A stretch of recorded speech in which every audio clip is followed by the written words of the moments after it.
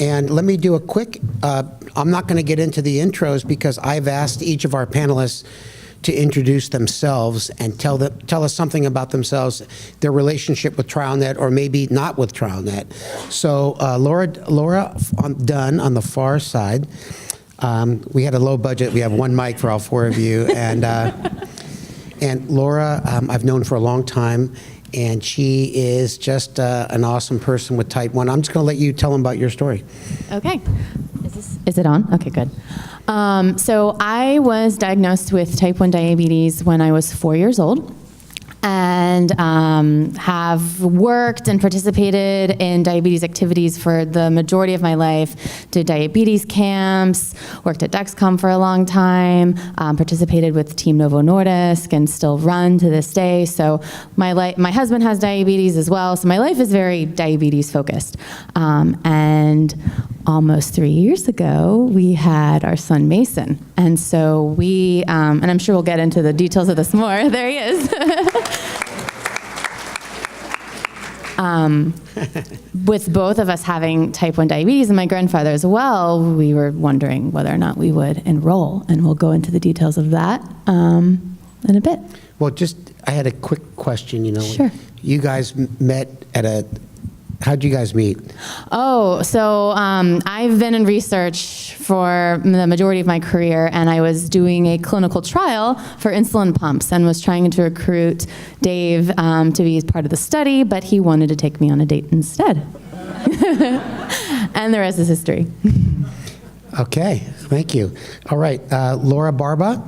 Laura's a long-time friend for many people in this room. She works at UCSD, at children's hospitals.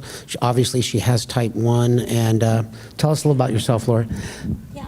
So I was diagnosed with diabetes when I was an adult. So I was 30. And so I kind of have a different story, a different place. But I, too, have a strong family history. My sister has 2 children with, they're adults now, but that were diagnosed when they were 3 and at 7. And so it's just like, I know we talk about it's not very common in families, but for me, it was very common. In fact, we have this old Bible from it was passed down from generation to generation, and my family was from the Netherlands, and they kept a history, and there were so many children that,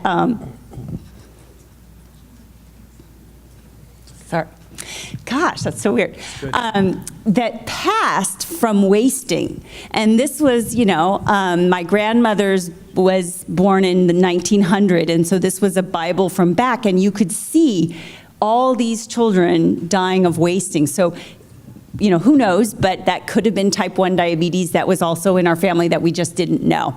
So anyways, I have 2 children, and they are now adults, 19 and 24, and basically,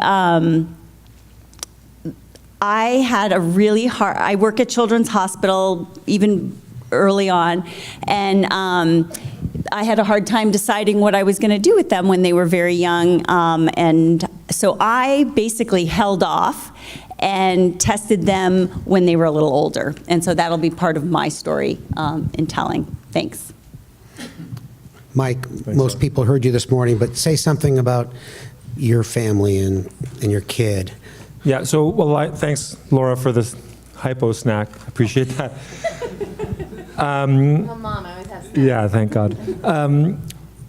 When my wife was pregnant with our second child, I remember being in the doctor's office and seeing, my wife saw an advertisement for TrialNet about looking for screening for families at risk for diabetes, and she asked me what I thought. I said, yeah, sure. I've been volunteering for studies myself as a person living with type 1 for every study I could be enrolled in. So this one was a bit different though, because we're not, we're looking for risk in our unborn child.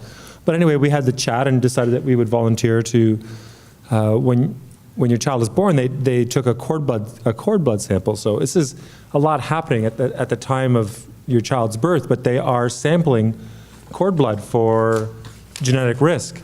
And then we got this phone call a few weeks later that, your child has elevated risk for having type 1 diabetes. Would you be interested in a study called the Trigger Study, which I learned at the time was looking for potential triggers for developing autoimmune type 1 diabetes if you're genetically at risk. And this trigger study interest was cow's milk. Maybe that was a trigger, a risk. And as Des knows, it ended up not being a big trigger, but we learned by watching Sam's antibodies that he was at a more elevated risk with more antibodies. And when he tested with 4 positive antibodies, I reached out to all the experts in the field, Des's colleague in Miami, Jay Schuyler, and others, who I said, is there anything in these trials right now that you would recommend my son who doesn't yet have diabetes participate in? And that's sort of the journey. It was an interesting journey, but one that I went in with my eyes open, I think ever since that cord blood was tested, that my son had increased risk. And during all the years that he did not get diabetes, looking back, was that something you were glad you did? Did you feel like you worried for nothing? You feel more Jewish because you worry a lot more? It's an odd trait of mine, but I don't worry unless my blood sugar's below a certain value, then I worry. I'm like a hypo-worrier or something. But if my blood sugar is not low, I don't worry about these things. It's just life. You're just dealt cards and you play the best hand you play. So I'm glad we did it. I don't have any regrets for doing it. And I think we went in with our eyes wide open because of TrialNet. And all along the way, I think the people that work for TrialNet, they know how to manage a variety of families, and they just always handled us so well. I just felt like I was part of their family from day one, and I think that made the transition to the eventual diagnosis to be as good as it possibly could have been because of TrialNet. Thank you. Well, Jeremy, I mean, you and I, we talk a lot, but I don't think we've talked too much about your thoughts regarding Cooper and now Hudson. Tell us what's been going through your mind. It's a complicated topic. Hold on, is that, yeah. We're down to 2 mics now. It's a touchy subject, and you can see everyone's kind of on pins and needles in the panel here because. So I haven't had them tested. I have a 3-year-old and a 4-week-old now. I've checked Cooper's blood sugar multiple times. He's 3, and whenever he would wake up with a wet diaper or say he has to go pee, I would check his blood sugar. And so it's interesting that now I've been on the Dexcom G6. I don't check my blood sugar, but I've probably checked his blood sugar more than I've checked mine in the last 3 or 4 months, and he doesn't have diabetes. But I think there's a lot of things that go into this. Do you want to screen your kids? Do you want to know? And I think why people get so emotional is there's several aspects. One is the guilt of, did I give this to my child? Do I want to, know about this? 2, we know what life with type 1 diabetes is like, and we don't want to wish that upon our kids. So it comes down to, do you want to know if they're at risk? And, Des highlighted a lot of the benefits of knowing that if you know early, you can, prevent them from going to DKA. You can potentially do research studies. We'll hear, more about their stories. So I think I will eventually. It's just right now, I haven't been able to bring myself to do it yet. Desmond, what do you say to people who say this to you? Listen, you've cured 1,000 mice and rats, but nothing really has worked in humans. Why should we submit our child or our daughter or brother to TrialNet with all the blood testing? I mean, I don't know how heavy duty it is now, but I know there's a lot of sticking. So this is also personal. All I do is type 1 diabetes. I'm a pediatric endocrinologist. Actually, I don't do endocrinology anymore. I just do diabetes. And we are part of an incredible team at the University of Florida that's committed to trying to understand the mechanism, trying to make a difference. When people ask me, are we going to cure it? I don't answer that question, as David has said. I said, we're trying. We're trying really hard. So I think we've learned that maybe the mouse is not good. And humans, we need to do this. We need your kid. And I do believe that knowledge is power. Just with everything. I talk to kids when they come and see me, in addition to their parents. In fact, I prefer to talk to the kids rather than their parents because I get the true story. But I do believe that knowledge is power, that you're understanding that you're making a difference. You can, Jeremy, you can enroll him in a study if there was a prevention. You can, at some point in time, give me some blood so that we can understand why. Why is he getting it? Or rather, why is he not getting it? How will I know? How will we ever prevent it unless we can get more people to do this? And you're right, we haven't succeeded till now. We couldn't cure cancer, a lot of cancers until now, but if you don't try, right, it's like it's probably a bad analogy, but if you don't take a shot, you'll never make a hoop. And my response is, we've got to keep trying. I know it's frustrating. I've been doing this since the 80s, the late 80s, and when people say, like Steve and Jeremy, well, you haven't done anything yet, and I say, well, we'll keep on trying.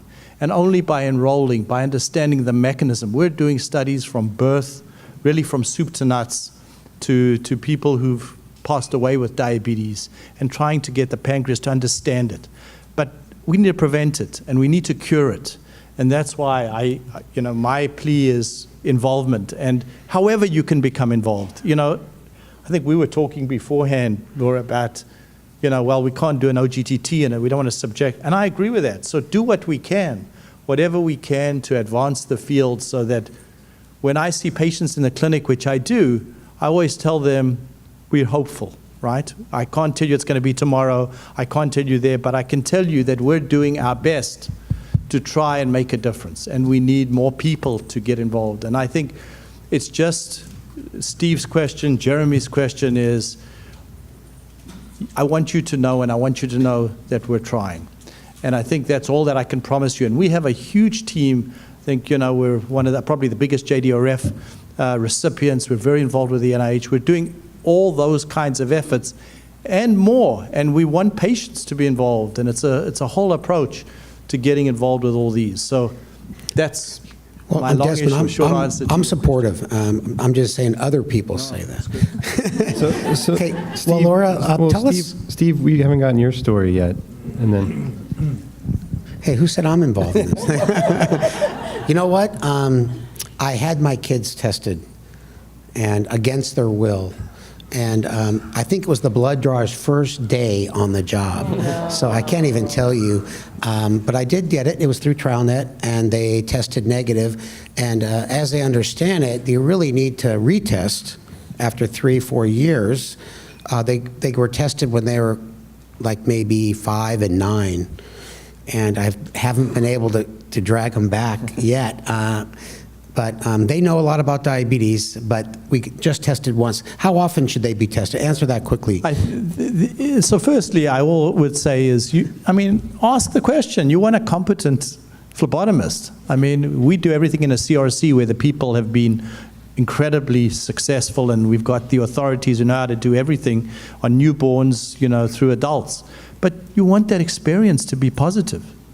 And, you should ask.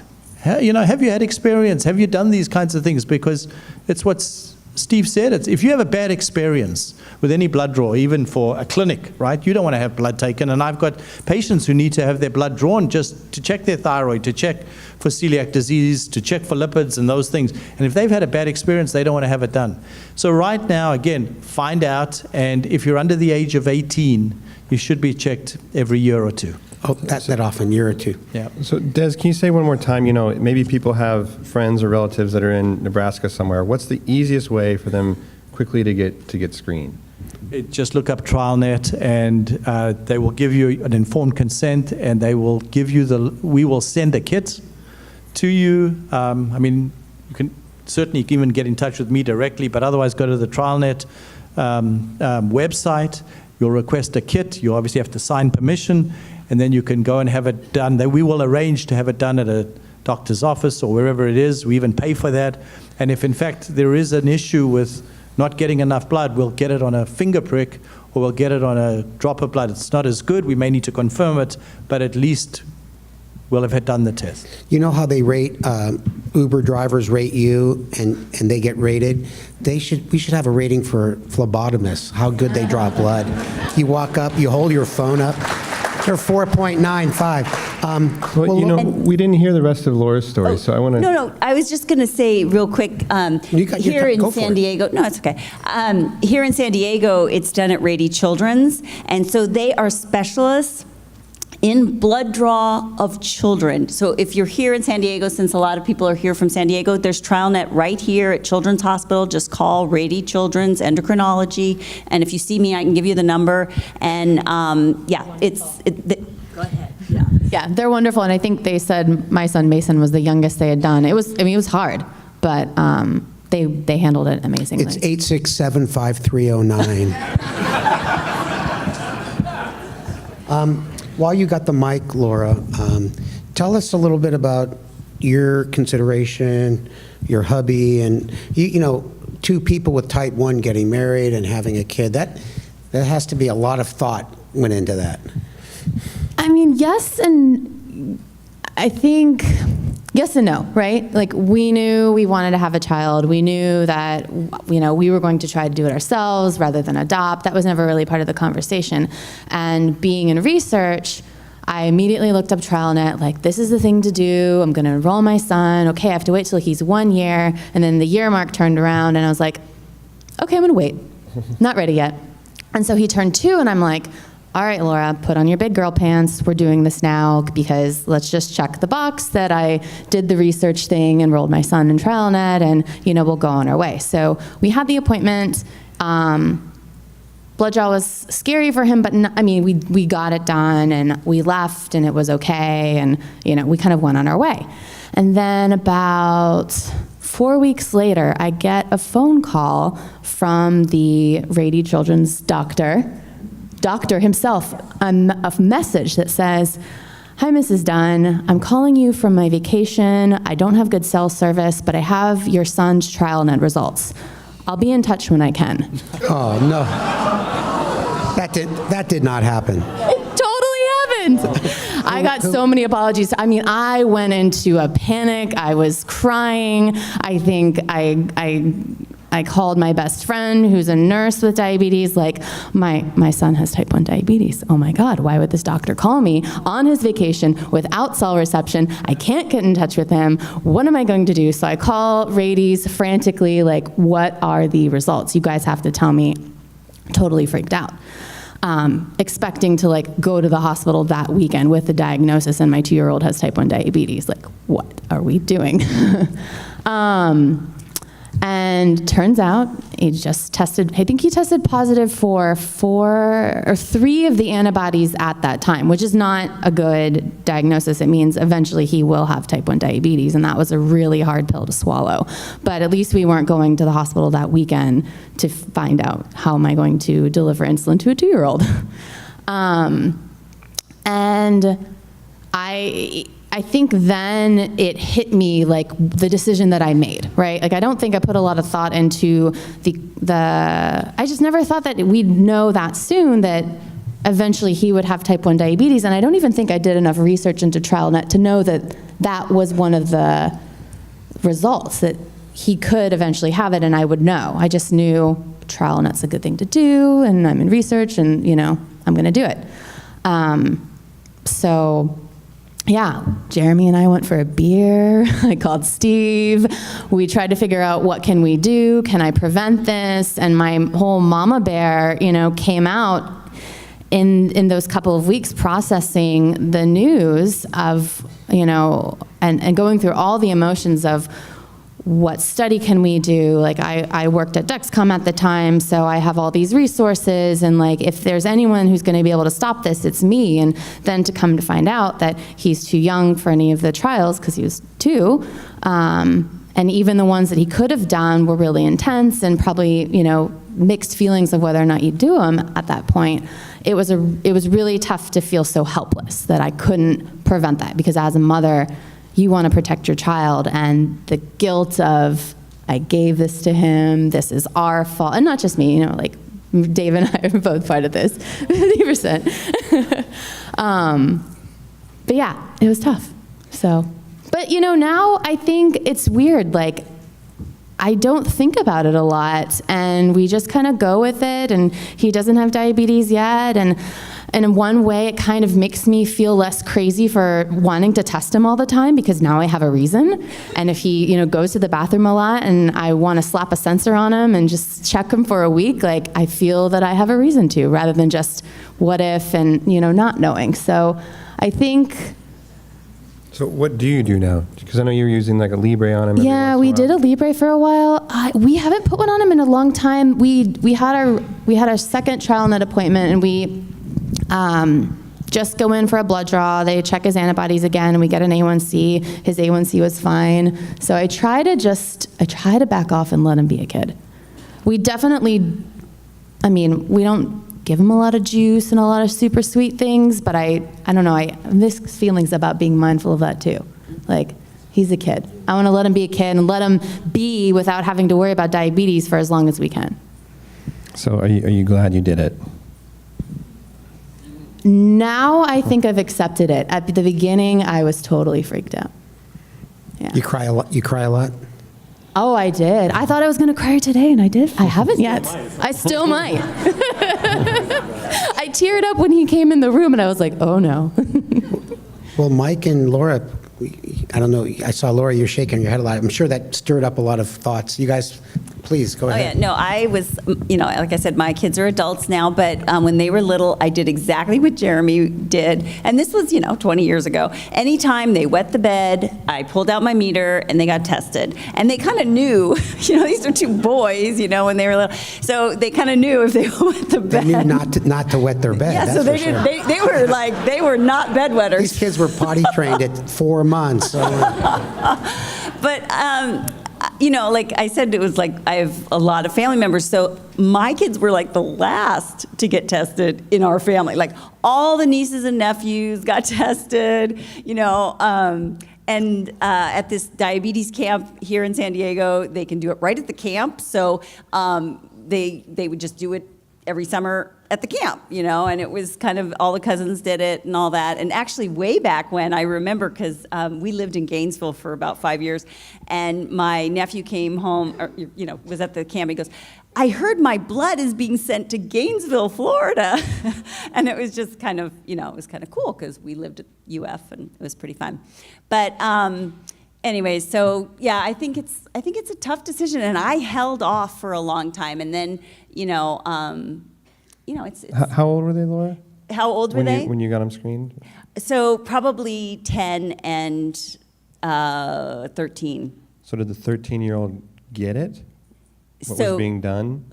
Oh, yes. Yeah. Okay, so yes, they knew they had to do this, yeah, you're right, I forced them to do it. They knew they had to do it, but, they did. They were good boys. And then they used to come with me. I worked diabetes camp. Every year at diabetes camp, they would get their blood drawn on the last day. But, that was kind of the norm for summer. They knew it was coming, and I was working camp, so I would just kind of send them off, and I knew the people that were drawing the blood were good or whatever, and they would do it. I'd sign it, and then, it was doable. I'm glad you planned it the last day. It's perfect. Well, that's when the TrialNet was there. But so it was a hard decision for me. I did not, but I didn't really think through. I did not think through what I would do with the information. I didn't. I just didn't. And like this kind of panel made me really stop and think. And I do have a friend whose daughter has 2 or 3 positive antibodies, but a negative oral glucose tolerance. And she has a son who has type 1. And they decided, they did it, but then they didn't want to tell the daughter the results. And so that's what they've been struggling with as well as parents. So it's like, what do you do with the information? And when do you tell them if you know? And my kids were teenagers. What would I have done? I don't know. I guess I just didn't think it through, but I don't think that's a bad thing. I just think that you just go for it, and Can I perhaps put Jeremy on the spot for a second? Oh, jeez. I'm going to turn it around because I've done this the other way around, and say to you, the reason you do it is so that you can intervene. We can learn about it. You're already doing things that I wouldn't do, which is putting a Dexcom on. No, I'm not doing that. Oh, I thought you said you were checking. But my response to you is, how can you not know? How can you were saying why we do it, but I'm going to say to you, turn it around. How can you not know to understand yourself, the risk, and be part of something that would either put your mind to rest or at least enable you to stop the disease or to learn more about the disease? I'm going to defend you if you have problems. You know, I think, like I said, I eventually will. But I think right now, I think ignorance is bliss. And I think for today, and I like to think that I know enough about the disease that I'll recognize the signs and the symptoms, and I can, curtail him going to DK, these kinds of things. Would I enroll him in a trial right now? I don't know. So it's just, life is crazy with a 4-week-old at home right now, so I think I would just rather not know. Maybe for another year or so, and then I'll come around to it, I suppose. So it's just all, I know it's the right thing to do, and I know I should do it. I just can't, it's not priority one right now. I did a lot of really dumb things after I knew that Sam had positive antibodies. I put an iPro2 sensor on him. I'd test his blood sugars with capillary monitoring at camps, and sometimes the sugar was high because he just had some candy. So there were these false emotions around it. And then one of a very famous European endocrinologist said I was being crazy. Like, why are you doing all this? Like, why are you looking for something that may not be there ever, or it may be there in 5 years? You're tormenting your kids. So I backed off a bit. So I think that I wish I hadn't been so crazy after I knew the antibodies were positive, poking and prodding and looking for nothing. Yeah, I did that a little bit too, right? We put a couple sensors on Mason, and he was just 2, and they're like, well, you could do, you could see how high you can get him to spike and give him a bunch of juice, and it's like, maybe that's fun in the moment for a kid, but then the crash afterwards isn't. And I think that initial, and it sounds like we all kind of went through that initial, like, oh my God, this is going to happen. When is it going to happen? That consumes your brain for a while, I think, for most people. I'm speaking for myself here, but, and to have that with a 4-month-old, or 4-week-old, sorry, yeah, that's a lot. But I also would just say that I think that you've obviously heard some, but most people are not informed. They say, oh, just come into TrialNet, or just go and have this. But I think it's so important that you understand why. Yeah. Why are we doing this? Because I think once you understand why, and I don't think that we, even as a medical community, we've trained our coordinators and hopefully Dunn to try and explain the benefits, right? Everything we do, and I think about this every day, with a therapy. What would I do? It's something called equipoise. I'm not going to put anything that could be harmful to a 4-week-old or a 1-month-old if there's a risk that's not there. But on the other hand, if there is an opportunity to do this, we treat other diseases, and that's why there's a stage. Think of lipids. If you've got high fats, we know that although there's no symptoms, we treat the lipids to bring them down because we know it prevents heart disease. We know that if you've got hypertension, high blood pressure, you don't have symptoms, but we treat it to avoid the complications later on. And now with the stages of diabetes, we can understand that and we can learn more about it, and maybe we can stop it. And that's, I think, is what I don't believe that the medical community, and gosh, if I know that person, even whoever it is at wherever it is that told you this, I would have probably been turned off. I would have freaked.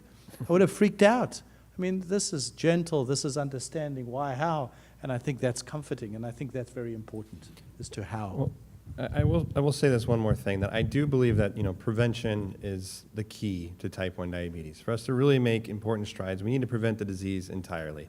And I do think it's a little unfair of me to put this on other people, to screen their children and have them go through the clinical trials and these kinds of things. So I do think it falls to me to kind of be a part of this. So I do think I'll come around to it. Yeah. We now know, because of Sam's sacrifice as a child and hundreds of others, that cow's milk is probably not a trigger. And unless we did that study, we'd still be talking about cow's milk versus breast milk versus all these other things. So I think it was a small sacrifice to now put that away. That was that took a lot of money to answer that question, but now we can redirect that money somewhere else. That's good. I was talking to the mic. I think the one clear thing that I've observed up here, it's an individual choice, and it's either, if you're going to get involved, if you're not, and if you are, when, and you got to feel good about it. Have you thought about, Laura Dunn, you guys talked about having a second kid, going for triplets maybe, or? I have a 3-year-old. It depends on the day. But diabetes isn't really a factor, I think, in that decision. I think, in my mind, some Murphy's Law would be like, I'd be like 8 months pregnant and then Mason would get diabetes because that's just how life works. But that's the furthest my mind's gone on that kind of thought. Mike, I was wondering if you could give us any kind of like positives and changes in your relationship with Sam. Oh man, like we are so close now because of diabetes. I think the daughters are a little jealous because of the bond that Sam and I have. Like we have that same bond that you and I have, and you and Steve have, and I think that's special for Sam and I. He wears. If I bring a diabetes T-shirt home, he wears it proudly. I think he does it to make me happy, but it's really an interesting relationship. That's good to hear. But you're going to get that relationship whether you get genetically tested or antibodies tested anyway. So is there any way to give your son diabetes then? Yeah. If you're having a bad relationship with your daughter or son, just make them more like you. Well, maybe if you guys want to make kind of one concluding comment, and then we'll wrap up the panel. I don't know if you have anything like last thing that you wanted to leave people with, or. No, I think we're trying, and we need you to be involved.